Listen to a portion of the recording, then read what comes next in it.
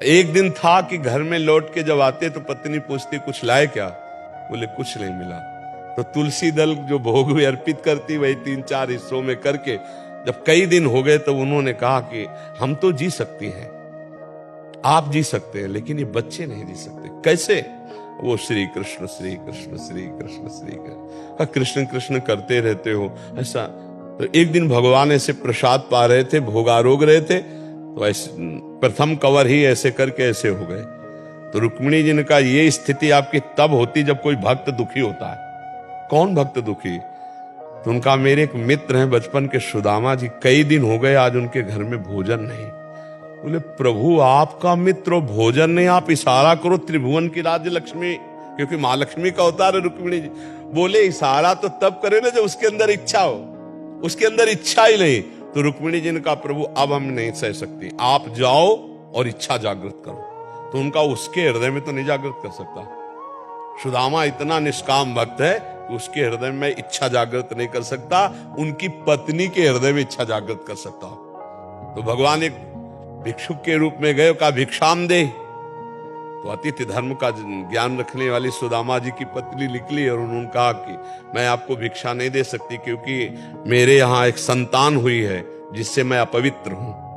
एक जनना सोच होता है, एक मरना सोच होता है। तो मेरे यहाँ जनना सोच है, मैं तुम्हें भिक्षा नहीं। तो बोले मैं 10 दिन बाद आ जाऊंगा। बोले फिर भी नहीं दे पाऊंगी। क्यों? क्योंकि ये जो हमारी अपवित्रता वो दूर होने वाली नहीं। बोले ऐसा क्या? बोले स्पष्ट बताऊं, दरिद्रता रूपी संतान को हमने जन्म दिया है। दरिद्रता अर्थात मेरे पास कुछ नहीं कि मैं आपको दे दूं। तो बोले सुना है तुम्हारे पति द्वारिकाधीश के मित्र हैं, क्या तुम्हें पता नहीं है? कभी याद दिलाना, अगर एक बार द्वारिका चले गए तो निहाल हो जाएंगे स्वयं भगवान। और भगवान जब उनकी पत्नी आई तो उन्होंने कहा सुना है आपके मित्र श्री कृष्ण द्वारिकाधीश है। बोले हाँ। तो बोले आप जाओ ना, अगर वो आपकी ऐसी दशा देखेंगे ना तो कुछ ना कुछ तो व्यवस्था करें। बोले कभी नहीं जाऊंगा, व्यवस्था के लिए मैं कभी नहीं जा सकता। तो उनका मिलने तो जा सकते हो?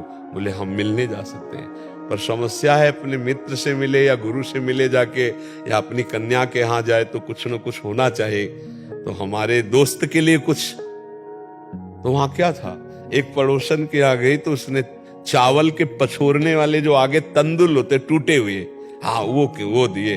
तो वो भी फटे कपड़े में लेकर के भगवान के लिए भेंट। और द्वारिका, और हालत ये थी कि बिवाई पैरों में फटी हुई, फटा कपड़ा, और मित्र कौन है? द्वारिकाधीश। आप देख लो जरा कैसी धर्म की परीक्षा होती। भगवान के कान में जे भी पड़ा कि सुदामा जी मिलने आए, तो ऐसे भागे कि पूछो मत।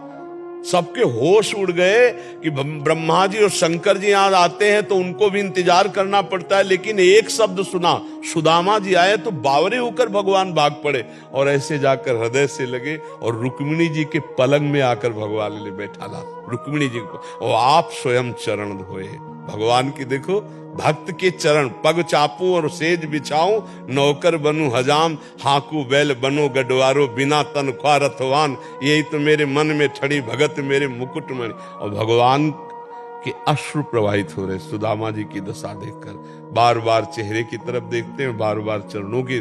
सुदामा जी के अश्रु चल रहे कि करुणा निधान अखिल कोटि ब्रह्मांड नय के कौन सी लीला कर रहे हो। रुक्मिणी जी जल डाल रहे हैं, भगवान चरण पखार रहे हैं।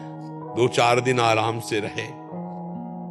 सुदामा जी ने कहा प्रभु चले? बोले हाँ। सुदामा जी मन ही मन हंस रहे कि कह रही थी चले जाओ, कुछ व्यवस्था कर देंगे। हमारे श्री कृष्ण इतने निरपेक्ष है कि जानते इस दरिद्र ब्राह्मण को कुछ दे देंगे तो मेरा भजन भूल जाएगा, इसलिए कितने कृपालु है। अच्छा प्रभु, तो बोले जो ये कपड़े नए वाले हैं ना, इनको रख दो, नहीं रास्ते में कोई चोर परेशान करेगा, अपने पुराने पहन लो। सुदामा जी ने पहन लिया, बहुत कृपालु, उनको कोई निरपेक्ष है वो। भगवान ऐसे चल रहे लीला में, कहा इधर से चले जाना। सुदामा जी को लगा था कि 2-4 असरफियां होंगी तो 2-4-10 दिन के लिए अन्न आदि, इधर से चले जाना, जाके आप इधर से मुड़ जाना तो जल्दी पहुंच जाएंगे। बोले प्रभु आपकी कृपा, बिल्कुल सहज में पहुंच जाएंगे। मतलब कुछ नहीं दिया, कुछ नहीं। भगवान ने सुदामा जी को तंदुल निकाल नहीं रहे थे, जबरदस्ती छील कर पाए, और सुदामा जी को कुछ नहीं दिया प्रगट में। सुदामा जी बहुत प्रसन्न हो रहे कि मेरे श्री कृष्ण परम कृपालु हैं, क्योंकि उन्होंने माया या कोई भोग इसलिए नहीं दिया कि हमारा चित्त प्रभु के सिवा और कहीं न जाए। ऐसे मगन होते वहां पहुंचे, दृष्टि गई कि हमारा नगर तो इसी क्षेत्र में था, ये तो पूरी द्वारिकापुरी है। पूछा लोगों से तो बोले यहाँ एक हमारे सुदामा जी थे, उन्हीं की सुदामापुरी है।